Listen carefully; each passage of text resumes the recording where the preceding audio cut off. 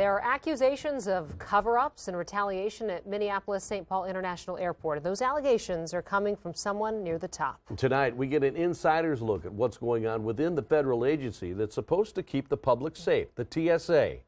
Tom Lydon of the Fox 9 Investigators talking to a whistleblower who's speaking out publicly, Tom, for the first time. And he's taking enormous risks speaking out, quite frankly. And the other thing is, it doesn't look like it's an isolated incident, which is interesting. You know, for the last 10 months, the special counsel in the U.S. has been investigating 2 whistleblower complaints involving senior managers for TSA at our airport. The whistleblower you will hear from tonight says top TSA leaders are more concerned with customer service than airport security and will retaliate against anyone who gets in their way.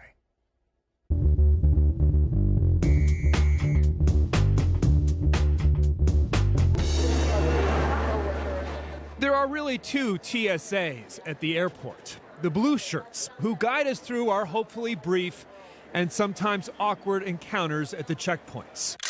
And the suits, the bosses and bureaucracy behind the scenes. Drew Rhodes is one of the suits. Never in my 30-plus years career service in the government ever talked to the media about issues or problems. But I feel candidly that there's only a few times that the TSA takes actions. One of them is when it gets media attention. What has brought you to this point? Part of it is frustration, quite frankly. Rhodes is one of 4 assistant federal security directors at MSP, a senior manager in charge of mission support and logistics. A former Army Ranger, he joined TSA in Minnesota shortly after 9/11, getting top evaluations until a year ago. Said, well, where's the bag tag? And I was told, well, we don't do that anymore. It began when Rhodes noticed several security issues, like orange tags that were no longer placed on checked bags that had already been screened. And he suspected supervisors were shaving minutes off of wait times at passenger checkpoints. I surfaced it at a meeting, and as soon as I did, there was some very hush-hush tones, and we'll talk about this at a smaller gathering. Around the same time, the Fox 9 investigators began reporting on a series of security breaches. Well, it did happen again. So there was these embarrassing stories about the TSA and various meetings. My supervisor would say, I want to know who the leak is. Is it you at one meeting? They thought you were my leak for those stories. That's correct. And just to set the record straight, we had never talked or met each other when I was doing those stories. That is correct. Rhodes' boss is this man, Federal Security Director Cliff Van Leuven. Van Leuven ordered Rhodes transferred, a directed reassignment, they call it, from Minnesota to Tampa, Florida. But for Rhodes, who had recently divorced, the warmer locale would come at a price. If I would have left the state of Minnesota, I would have lost custody of my children. So they knew they sort of had you here. Absolutely. They knew that for you, moving was a deal killer. No doubt. In a letter obtained by Fox 9, Van Leuven writes that Rhodes has, quote, loyalties to prior leadership, and a transfer, quote, would sever past loyalties.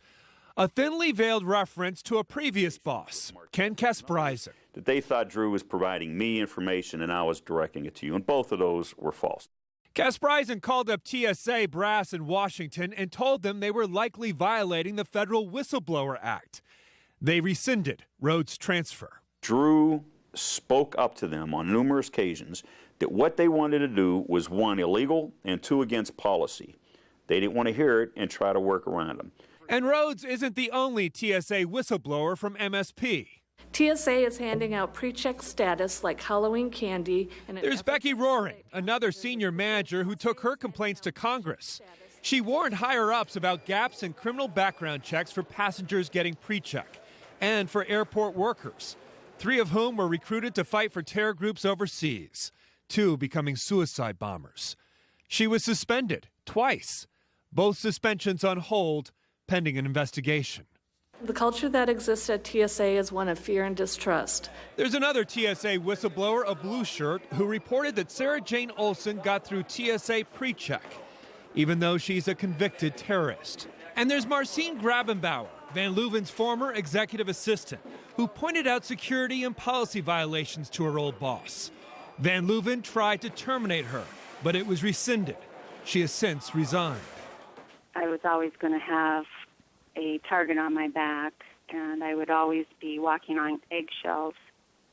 What are they going to try and drum up next just to get rid of me?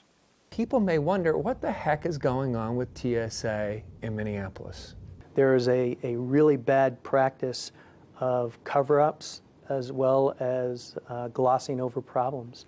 And we don't address the people that continue to retaliate against others. It's systemic of a toxic culture from top to bottom. Kasparisen, who went on to serve as head of TSA nationally, describes a culture war within his old agency between those who joined TSA in the aftermath of 9/11, from the military, law enforcement, and the FAA, and the new guard, senior managers who come from the airline industry, like Van Leuven, who is in charge of customer service for Frontier and Northwest Airlines, and are more obsessed with wait times at checkpoints than safety. There are individuals that have got into that now. It's job security. The airlines exhibit a tremendous amount of pressure and influence over the TSAs, so when we have a 30, 40, 50, 60-minute wait times, they lobby and they contact our TSA headquarters, or they contact the federal security directors at those airports, and they just don't want that scrutiny. Rhodes has essentially doubled down on his criticism of TSA leadership, recently filing another whistleblower complaint that top TSA managers making more than $162,000 recently got automatic bonuses, including an assistant administrator in charge of security, Kelly Hogan, who got $70,000 in bonuses over 3 years. Even though, according to a leaked Homeland Security report, undercover tests found weapons and fake explosives getting past security 95% of the time. It wasn't tied to a performance rating. It wasn't tied to any objective basis. If you have a high salary, then you continued to get performance bonuses. There were no such bonuses for the 55,000 TSA blue shirts. As for Van Leuven, he declined to talk to the Fox 9 investigators about the whistleblowers, but talked to just about everyone else last week about the new North End checkpoint, which TSA hopes will shave a couple minutes off of wait times. You know, just listening to you, it strikes me that if management is so afraid of retaliation, they won't blow the whistle if they see something really serious happening in security. I agree. Unfortunately, that puts the public at risk. Well, it seems to be enormous risk at our airports if you have managers of TSA who are afraid to speak up. I would agree with you. Unfortunately. Rhodes says TSA offered him a settlement agreement, but it would require him to sign a non-disclosure agreement. He would have had to keep silent, and he would not agree to do that. As for TSA, this is their only comment on our story tonight, and it's not much. In February 2015, they say, Andrew Rhodes sought reconsideration of a TSA-directed reassignment to Florida.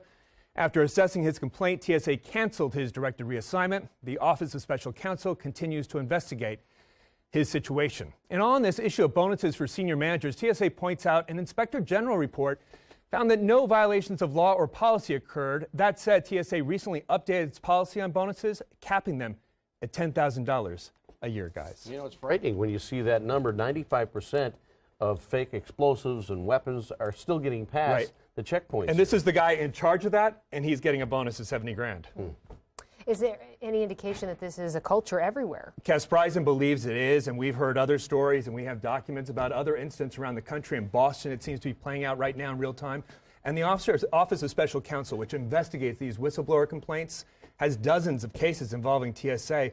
Only the Office Department of Veterans Affairs actually has more. So clearly this is a hotbed of dysfunction right now. Something that needs to be looked at. Oh, absolutely. Right. And if you remember, I think a lot of the flights originated for the 9/11 people in Boston. You were correct. Yeah, I mean, you'd think they'd double down there. You were correct. All right, thanks, Tom.